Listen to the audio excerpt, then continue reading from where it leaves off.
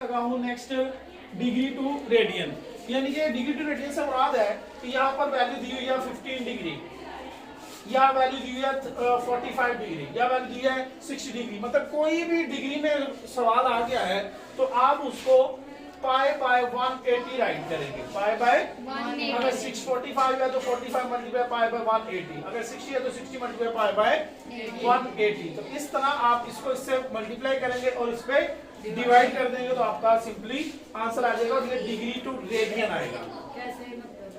Calculator का पाई की value क्या होती है 3.14। या इसका एक और तरीका है, अगर आप कैलकुलेटर से कर सकते हैं तो कैलकुलेटर से कर लें, इसको इससे मल्टीप्लाई और इस पे डिवाइड, नहीं तो आप इसको इस तरह करें 15 जरा पाई बाय 180 है।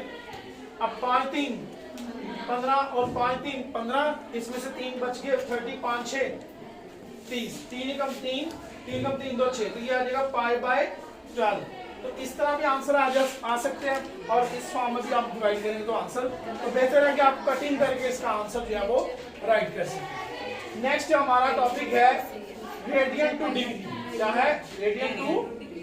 अब रेडियन टू डिग्री हमने करना है बेटा, इधर देखो, रेडियन टू डिग्री अब कहता है 5 पाई है या वो कहता है 6 पाई है। यहाँ पर पाई बाय 180 लगाया डिग्री को रेडियन में करने के लिए, यहाँ रेडियन को डिग्री में करने के लिए 5 पाई मतलब 180 और पाई लगाएंगे। क्या लगा देंगे 180 ओवर पाई, तो ये पाई पाई से कट जाएगा, इसको इससे मल्टीप्लाई करेंगे तो आपका आंसर आ जाएगा। अगर इसके साथ 6 पाई है तो आप 6 पाई मल्टीप्लाई कर 180 ओवर पाई, तो ये पाई पाई कैंसिल हो, ये इससे मल्टीप्लाई होगा तो आपका डिग्री में आंसर आ जाएगा। ठीक है, तो आपका degree to radian, radian to degree, ये दोनों क्वेश्चन आपके सॉल्व हो गए। अगला क्वेश्चन है मीन का। मीन कहते हैं उर्दू में हिसाबी औसत को। हिसाबी औसत में कुछ सवाल इस तरह दिया होता है कि आपके पास 4 3 2 1 5 7 कोई भी वैल्यू इस तरह दी हो, तो आपने क्या करना है, आपने मीन को x बार से डिनोट करते हैं और इसका फॉर्मूला होता है समेशन x ओवर n। अब समेशन से मुराद होता है कि मजमुआ सम करना तमाम वैल्यूज का, तो वो आ जाता है 4 + 3 + 2 + 1 + 5 + 7। कितनी वैल्यूज है 1 2 3 4 5 6 वैल्यूज हैं, तो 6 पे आपने इसको डिवाइड कर देना। कैलकुलेटर पे आप इस सबको प्लस करें, 6 पे डिवाइड करें तो आपका ये क्या निकल आएगा मीन। ठीक है, क्या निकल आएगा मीन। सो अगला नेक्स्ट हमारा जो टॉपिक है वो है मीडियन। मीन, मीडियन, मॉड, ये 3 पॉइंट मीन, मीडियन, मॉड और रेंज, ये 4 पॉइंट मोस्ट इंपोर्टेंट है। इनमें से एक सवाल अक्सर वो पेपर में पूछता है कि मीन क्या होता है, मीडियन क्या, मॉड क्या है।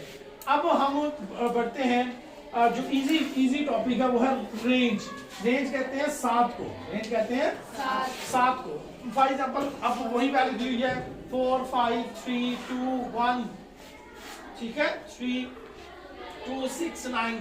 अब देखिए रेंज का मतलब आप अक्सर कहीं शॉप पे जाते हैं या आपने कोई चीज लेनी होती है तो आप कहते हैं यार आपकी रेंज क्या है, किस रेंज तक आपने चीज लेनी है। आप कहते हैं यार मैंने 1000 से 1500 के दरमियान, 1500 तक मेरी रेंज है, या मेरी 2000 रेंज है, मैंने इतने के दरमियान में चीजें लेनी है। तो मतलब आपकी मैक्सिमम रेंज क्या हुई, फॉर एग्जाम्पल 2000 आपकी मैक्सिमम रेंज है।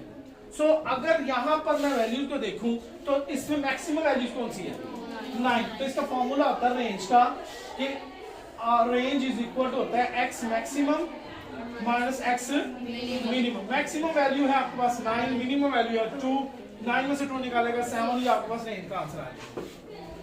अब ये रेंज का आ गया है मीडियन। मीडियन निकालता है, फॉर एग्जाम्पल कहता है यही सवाल है, तो इस सवाल में मीडियन में हमेशा आपने पहले वैल्यू को तरतीब देना होता है। तरतीब कैसे देना, जैसे पहले 2 है, देन 3 4 5 6 एंड 9।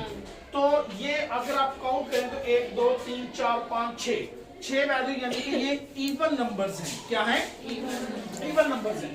तो इवन नंबर में आपने क्या करना है, इसको जब आप हाफ करते हैं तो ये 3 इधर से छूट जाती है और 3 इधर से छूट जाती है, सेंटर में कोई वैल्यू नहीं बचती कि नहीं।